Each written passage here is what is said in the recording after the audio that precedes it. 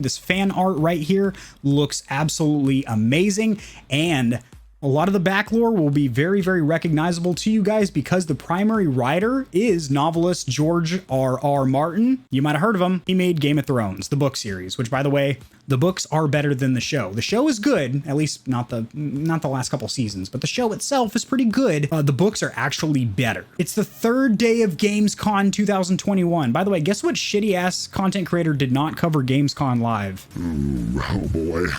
Oh, don't look at me, sister.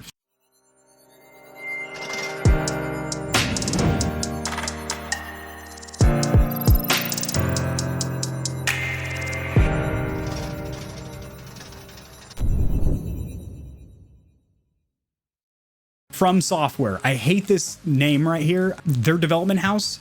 You'd be like, oh, this game is super good. It's FromSoftware. You're like, oh, cool. It's from what development house? Like, yeah, it's FromSoftware. Oh, cool. Like, what software company made it? No, FromSoftware. It's from software. Yeah, it's software, but who made it? And you're like, FromSoftware. I could go on for a while. Anyway, makers of Dark Souls, Bloodborne, and Sekiro. Shadows die twice. Actually, shadows can't die even a single time because they ain't got no like lungs or arteries or anything. But I mean, these are some pretty big titles here. Dark Souls, Bloodborne, Sekiro. So this is a pretty well-known software development company. I didn't know they were named FromSoftware. I would have ripped on this. I would have had better jokes prepared. It's a collaborative effort between game director Hidetaka Miyazaki and fantasy novelist George R.R. These guys over here, FromSoftware, from who? FromSoftware, have already made some pretty good titles. And George R.R. made the entire world of Game of Thrones, which, like I said, the books are really good. I will have a link to that, or we can just watch it in the stream, whatever you guys want. But for the cliff notes, because that's what got me through college, we're going to go ahead and read these. There's an overworld map, so you don't get confused, because it's fucking huge. There's an overworld map. Lands between are dense and dangerous, so in between all the major POIs are points of interest. The land is filled with threats to discovery, dots and handcrafted dungeons to explore filled with dangerous creatures, obviously. MMORPG, you would expect to be getting your titties slapped around by Orakai, am I right? Dungeons everywhere. Now, these aren't going to be as nitty-gritty squeeze a titty as something like Diablo, which, by the way, there are still 2 Diablo games in development. Read them and weep, count them up. We've got the Diablo 2 remake, and we have Diablo 4. Which are being developed right now, and those are going to be amazing. I have no doubt in my mind. Tons of dungeons. The lands in between are dense with dungeons. I highlighted this because this is a typo here. The editors over there at Kotaku get a little bit too hot to trot. They want to push out these news articles as soon as they go live, and sometimes they miss things like this. The lands between they are dense with dungeons. Not just the dark, dripping caverns one expects from a dark fantasy, but a wide variety of challenging fortresses to fuck, covering many different biomes, from winkety pinks to underwater kingdoms to wet your beak. Along with these smaller dungeons, there's legacy dungeons, you bitch, with massive, intricate castles and fortifications meant to put your skills and your nipples to the test for promise of great rewards. I would make a pretty good dungeon master in D&D, I can tell you that. I haven't played tabletop in a while, but if I were to commentate like that, I think it would be quite exciting. Player characters, aka the Tarnished, so just like you play as Guardians in Destiny or Legends in Apex Legends, you're the Tarnished. They have many weapons at their disposal. Well, I should hope so. It's an MMORPG. I'm not going to be throwing rocks at 500-foot dragons blowing fire at my testicles. Swords, archery, and magic. Stealth are some of the tools the Tarnished has to combat threats encountered in the lands of between.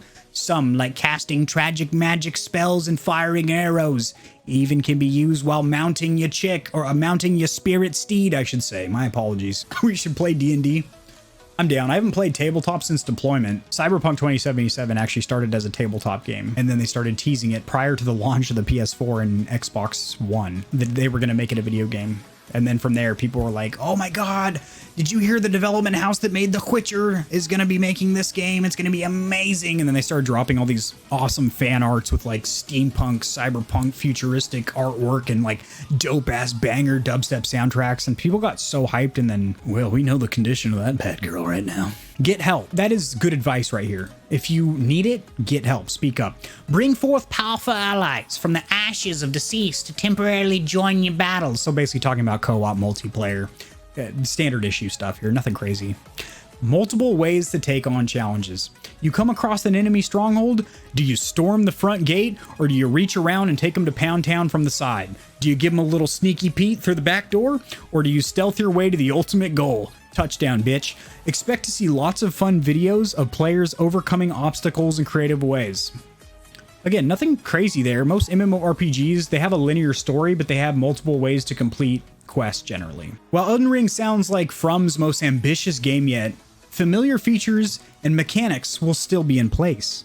Fast travel is there. Oh my god, I hope so. Have you tried playing a game without fast travel? 4 hours to get somewhere where you literally set your controller down on the table and stick something underneath the left analog stick so it just keeps running forward, or you put something on your W key on your keyboard so your character keeps running because there's no fast travel. There's a young woman who helps players manage the stats. She also does other stuff for them down there by the tavern for a couple of cups of mead. There's even a hub world where adventurers gather before rushing off to get themselves killed. Holy god. The pot goblins might be your friend. These are the goblins that work in the back alley that sell you nuggets of pot, basically.